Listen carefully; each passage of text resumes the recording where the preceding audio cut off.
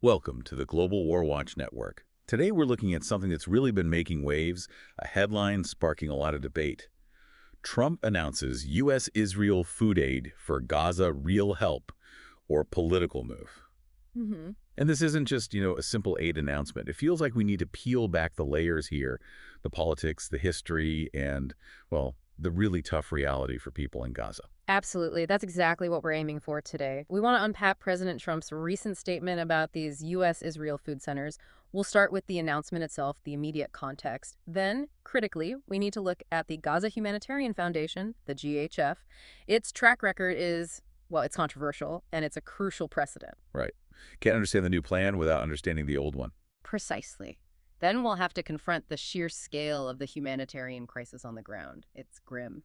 And finally, we'll try to place all of this within the bigger picture of U.S. foreign policy, especially under the second Trump administration.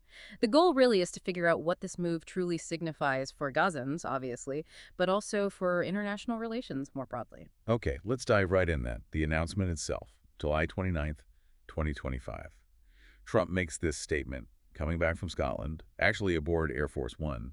He says the U.S. will partner with Israel, new food centers in Gaza. But the bit that really caught my ear is that Israel would preside over these centers to ensure proper distribution. Yeah, that phrase preside over, it immediately raises questions, doesn't it? About Yeah. control, about neutrality, about how independent this aid will actually be. Exactly. Who's really calling the shots? And Trump's stated motivation was also quite striking. He said he was moved by these terrible images coming out of Gaza, starving people, children especially. He even framed it as prompting him to break with Israeli Prime Minister Benjamin Netanyahu on the issue of starvation. Which is significant language. Yeah. A break with Netanyahu, given their history. It is. It suggests a public shift, or at least a rhetorical shift. Whether it translates into policy substance is another question, but acknowledging that divergence openly is notable. But then, despite the big announcement, the bold language, the actual details seemed, well, missing in action. Very much so. State Department spokeswoman Tammy Bruce, other U.S. officials, they offered very little substance. Right. Like, what's the framework? How is this actually different from what's already supposed to be happening, or what's failed before? Exactly. There were few specifics on how it would work or deviate from existing, often criticized efforts. It almost felt like the announcement was the main event, signaling something, maybe, rather than laying out a concrete plan. Left a lot of people scratching their heads about what it means practically. And you have to remember the timing. This came right after the administration pulled out of ceasefire talks a week before. They accused Hamas of acting in bad faith. So it's not happening in a vacuum. It's against this backdrop of stalled diplomacy. Precisely. Which makes you wonder, is this aid plan an alternative strategy?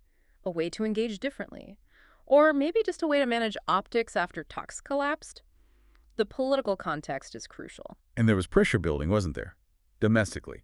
For the U.S. to do more. Definitely. Significant bipartisan pressure, actually. Over 40 Democratic senators had been pushing the administration hard to step up its role in Gaza. I remember Senator Tim Kaine raising a really key point. Yes, he asked quite reasonably, why not use the established, experienced aid organizations, the ones with networks already on the ground, like the UN agencies or major NGOs? Why create something new, potentially alongside Israel? It's a fundamental question.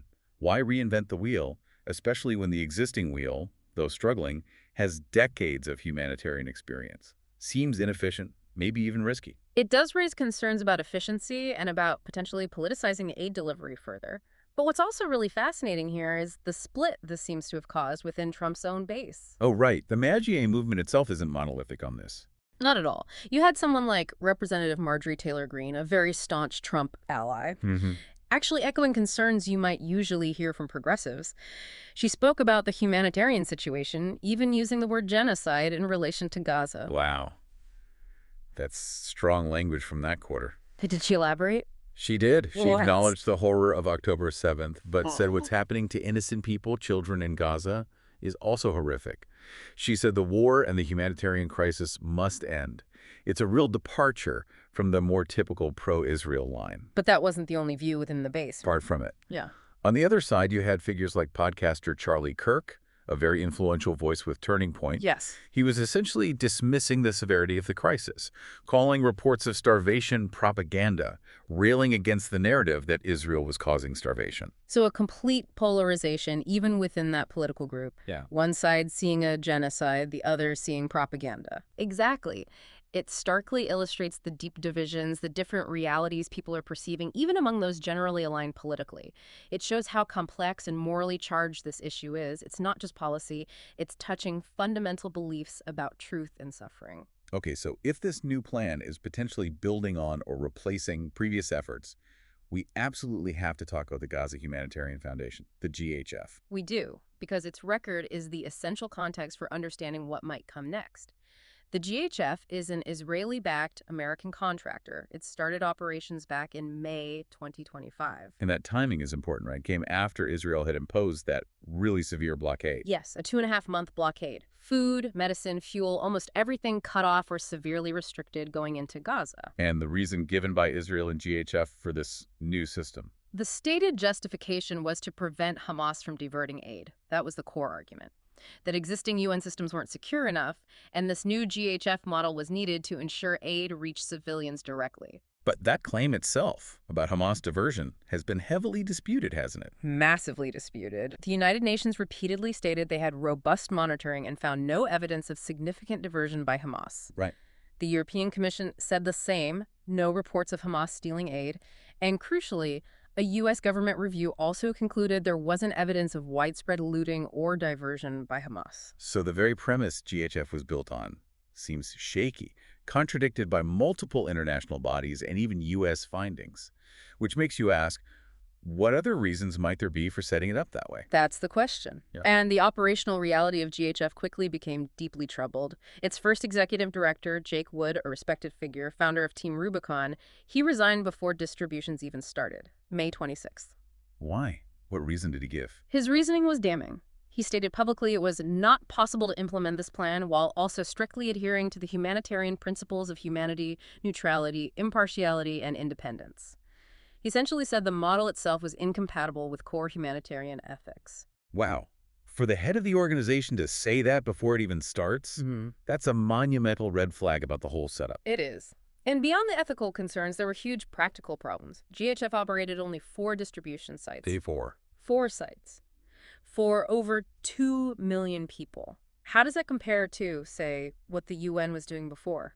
It's a stark contrast. During previous temporary ceasefires, the UN-led aid network had over 400 distribution points across Gaza, more than 400 versus 4 heavily militarized locations.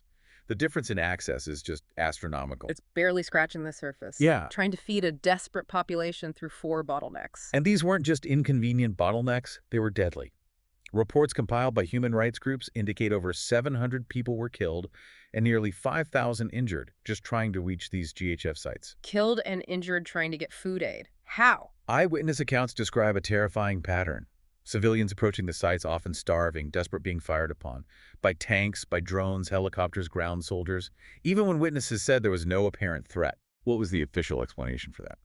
The IDF generally claimed these were warning shots. But when you have hundreds dead and thousands wounded from so-called warning shots, well, it stretches the definition beyond recognition. It points to a lethal environment around the aid points themselves. It sounds less like aid distribution and more like a dangerous gauntlet.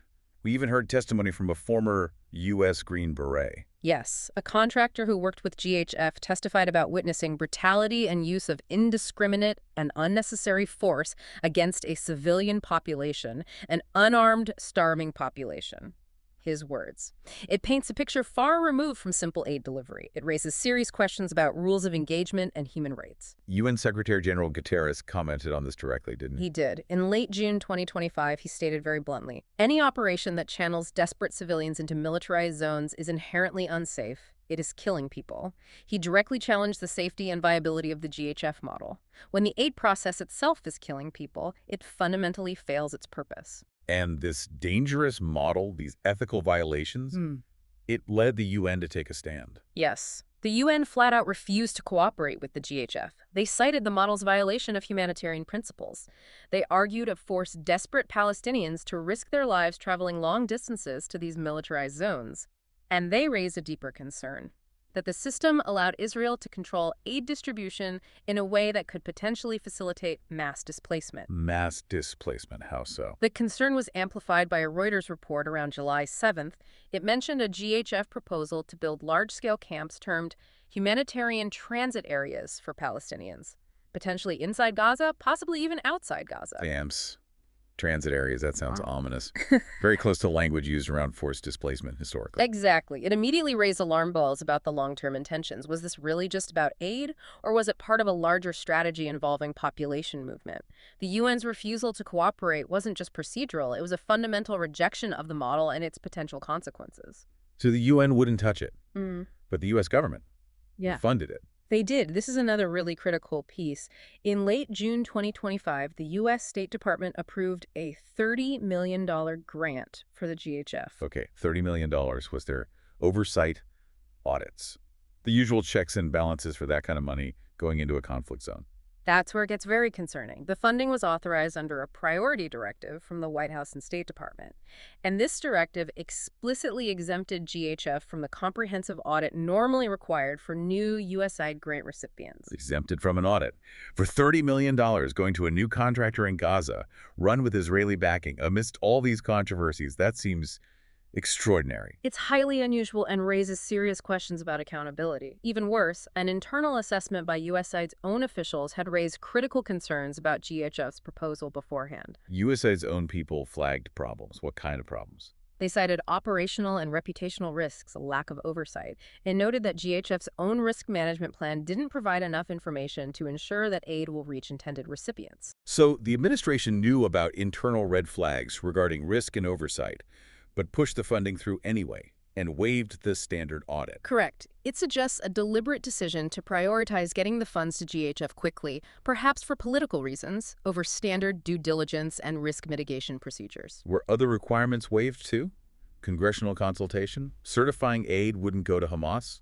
Monitoring? Yes, reports indicate the administration also waived legal requirements to consult Congress on the fund use, to certify non-diversion of aid, despite the earlier findings that diversion wasn't a major issue, and crucially, to establish third-party monitoring. It seems like a concerted effort to bypass multiple layers of standard oversight. That lack of oversight feels incredibly risky. And then you add in the security aspect. You have contractors involved. Yes. U.S. private security contractors. Safe Reach Solutions, SRS, and UG Solutions, UG, were reportedly hired by GHF, and reports indicate these contractors used live ammunition, stun grenades, and pepper spray at distributions, sometimes even when no direct threat was apparent. Armed U.S. contractors using force at aid sites. What kind of background did they have? Troublingly, reports suggested many lacked extensive combat experience, yet they were apparently equipped with pistols, stun grenades, tear gas, even Israeli automatic rifles. This introduces a private, armed American element into an incredibly volatile situation. Which puts those contractors directly in harm's way, right? Absolutely. It's incredibly dangerous. And tragically, 2 American workers involved with GHF operations have already been injured. It also complicates the whole security picture on the ground, with new militia groups emerging, some reportedly armed by Israel, alongside groups like Hamas. So the GHF model wasn't just potentially ineffective or ethically dubious.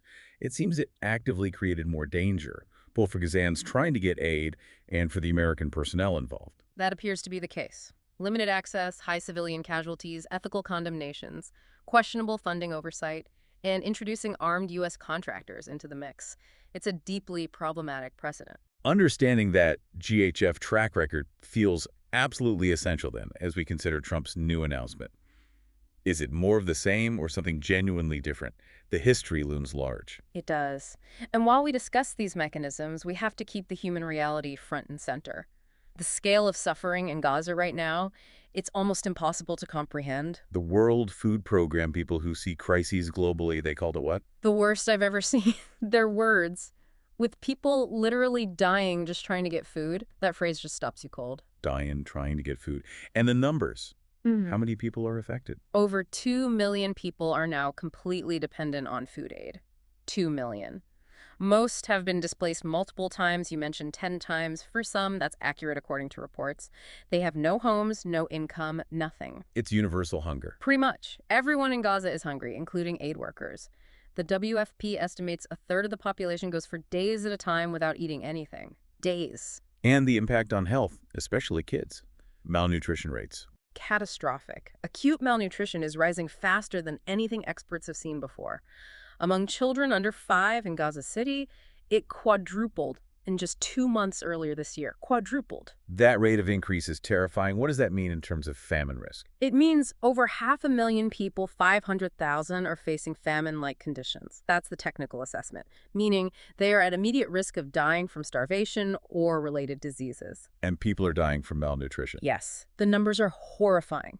By late July 2025, 74 deaths directly linked to malnutrition were recorded this year.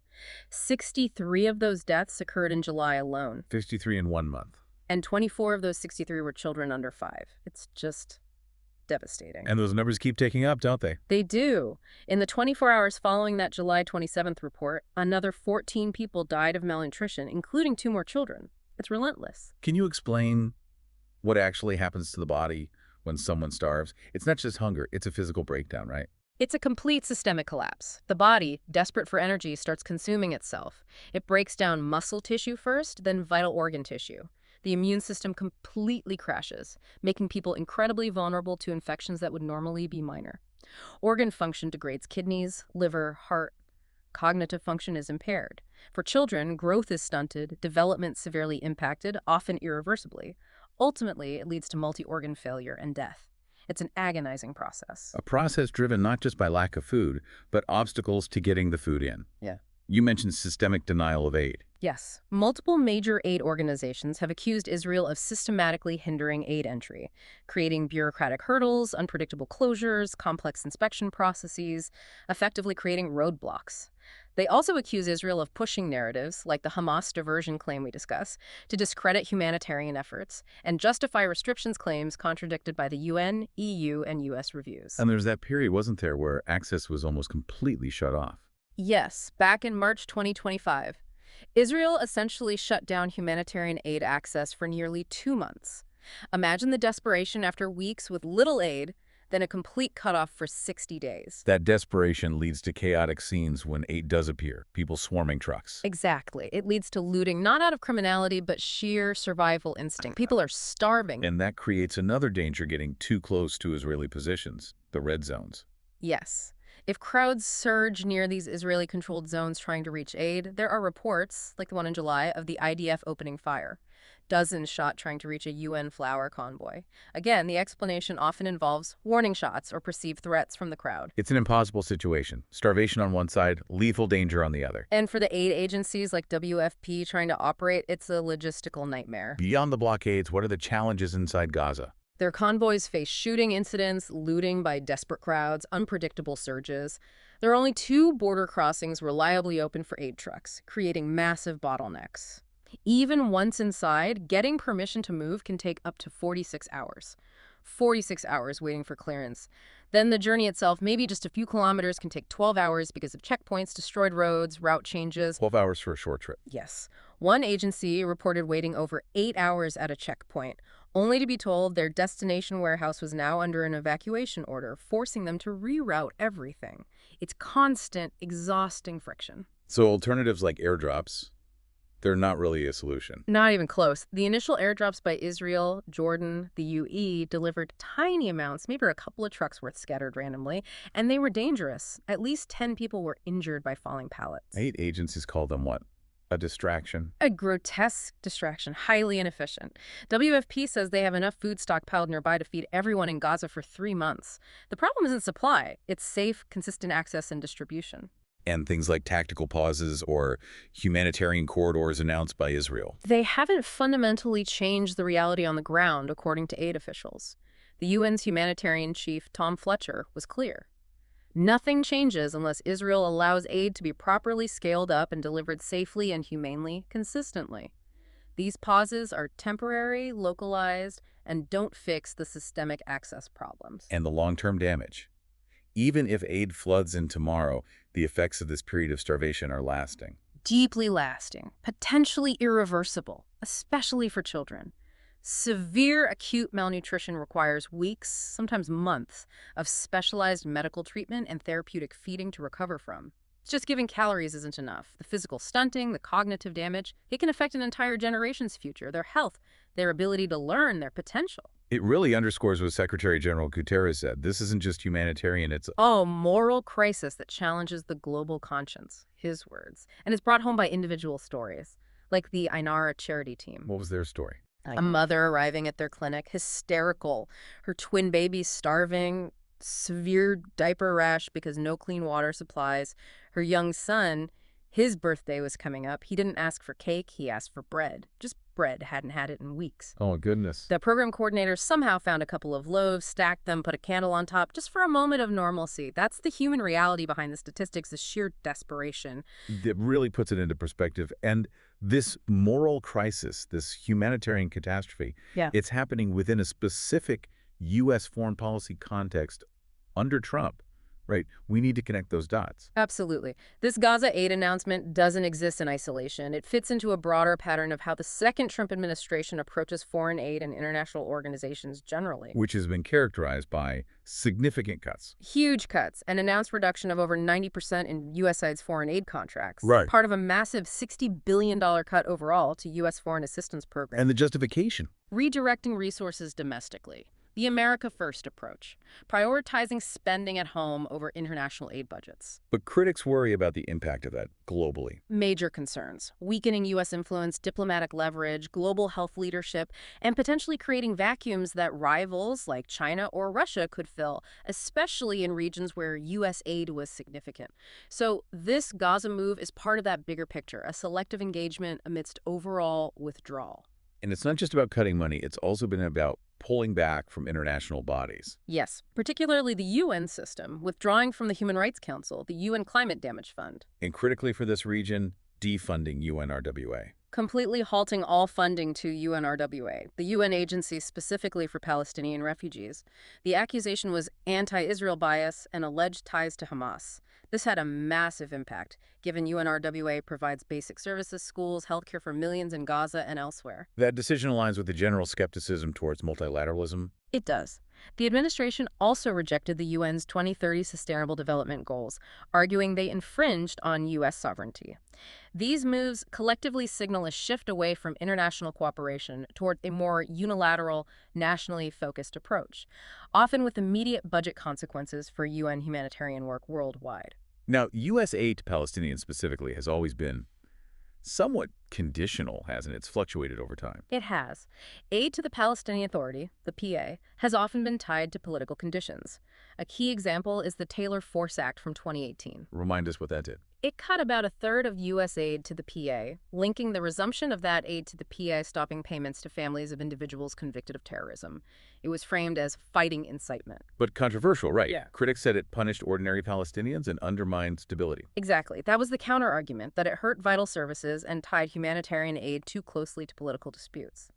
Then, in 2018-2019, there were further cuts, over $200 million in direct PA aid slashed, plus the UNRWA funding cut we mentioned. And didn't USAID stop all its work in the West Bank and Gaza around then, too? Yes, in early 2019. But interestingly, that was actually at the PA's request. They feared lawsuits under a U.S. law, the Anti-Terrorism Clarification Act, ATCA. ATCA, what was that? It allowed American victims of terrorism to sue entities receiving U.S. foreign aid in U.S. courts, potentially for massive damages if they were deemed complicit. The PA feared crippling lawsuits, so they asked USA to cease operations. It created a huge aid vacuum. So the U.S. funding landscape for Palestinians was already dramatically reduced before the recent crisis. Significantly reduced, which partly explains why other actors became more prominent. Qatar, for instance, has provided over $1 billion in aid to Gaza since 2014. Notably, often with Israeli approval, showing how aid flows are managed and negotiated regionally. Okay, so against that backdrop of aid cuts and shifting U.S. policy, let's talk about Trump's specific vision for Gaza itself. He had some bold ideas early on. Extremely bold. Initially, he proposed the U.S. should literally take over and own the Gaza Strip. Take over Gaza. What did that entail? His vision included, quite controversially, the forced relocation of Palestinians out of Gaza, then redeveloping the territory into something he called a Riviera of the Middle East. He even suggested using military force, if necessary, to implement this. Forced relocation, that sounds like. Ethnic cleansing. That's exactly what the UN and other critics called it. The international condemnation was swift and strong. Do you stick with that plan? He later walked it back slightly, under pressure, especially from Arab states.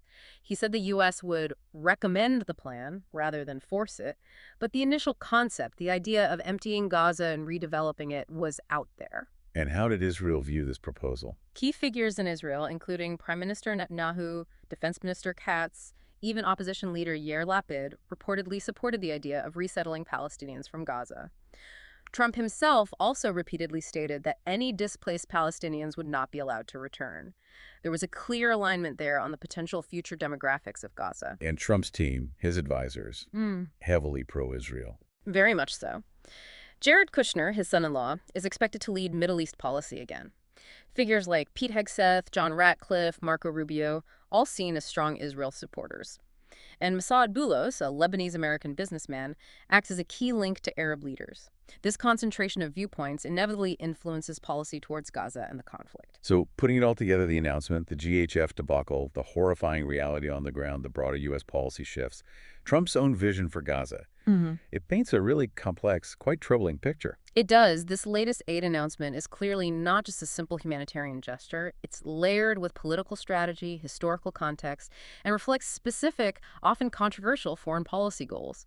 It forces you to ask again and again, what's the primary objective here? Is it purely alleviating suffering, or is aid being used as a tool for other strategic ends? So looking forward, what needs to happen for aid to actually work in Gaza? What are the practical steps? The World Food Program has been crystal clear. They need volume and consistency, at least 100 trucks a day, reliably, through multiple crossing points, north, central, south, not just a trickle. And faster processing? Yeah. Less waiting. Yes. Faster loading, faster dispatch from the crossings, no more multi-day delays for permissions, and critically, safety. No armed presence near convoys or distribution sites, no shooting. People need to feel safe accessing aid. Plus reliable communication. Uninterrupted connectivity. Humanitarian groups need to coordinate logistics, security, needs assessments. That's constantly hampered now. But underlying all of that, the biggest need is a sustained ceasefire. Without it, everything else is precarious. You can't scale up aid effectively. You can't guarantee safety. You can't start real recovery while the conflict rages. It's the fundamental prerequisite. And even with a ceasefire and food flowing, the recovery itself is a huge challenge because of the malnutrition. Exactly. Weeks or months of severe malnutrition, especially in children, requires specialized medical care. Therapeutic feeding, supplements, monitoring. It's a long, complex process. Just delivering bags of flour isn't enough to heal the physical and developmental damage already done. This whole situation really throws into sharp relief how humanitarian aid can get tangled up in geopolitics, doesn't it? Absolutely. It highlights the risk of aid being politicized, used as leverage, or designed in ways that serve strategic goals rather than purely humanitarian principles. When that happens, its effectiveness and even its legitimacy can be severely compromised. And the disagreements we're seeing, the UN versus the U.S.-Israel approach, what does that signal? It signals a deep rift in the international community's approach to this crisis, and maybe to humanitarian crises more broadly. The criticism from experienced aid bodies, the disregard for established principles, it could set a dangerous precedent for how future crises are managed, potentially weakening the whole framework of international humanitarian law and practice. So when you, our listener, hear about these developments, what's the key takeaway? I think it's crucial to look beyond the headlines. To understand the layers, the immediate need, yes, but also the political calculations, the historical context, the failures of past attempts, and the real-world impact on people's lives. Gaza is a stark example of how humanitarian crises become geopolitical flashpoints, with devastating human consequences. It forces us to question the motives behind aid initiatives. Are they genuine efforts to help, or are they sometimes part of a bigger strategic play? It's a difficult but necessary question to ask. What are your thoughts on this? How do you see the intersection of aid and politics playing out here, and what does it mean for the future? We genuinely hope this conversation has given you a fuller picture of the complex realities surrounding aid efforts in Gaza. Thank you so much for tuning in and joining us for this important discussion. We really value your perspective, so please do share your thoughts in the comment section below. And if you found this analysis valuable, please consider liking this video, sharing it, and subscribing to the Global WarWatch Network for more explorations like this one. You can also connect with us on social media. All the links you need are right there in the description. Thanks again for listening.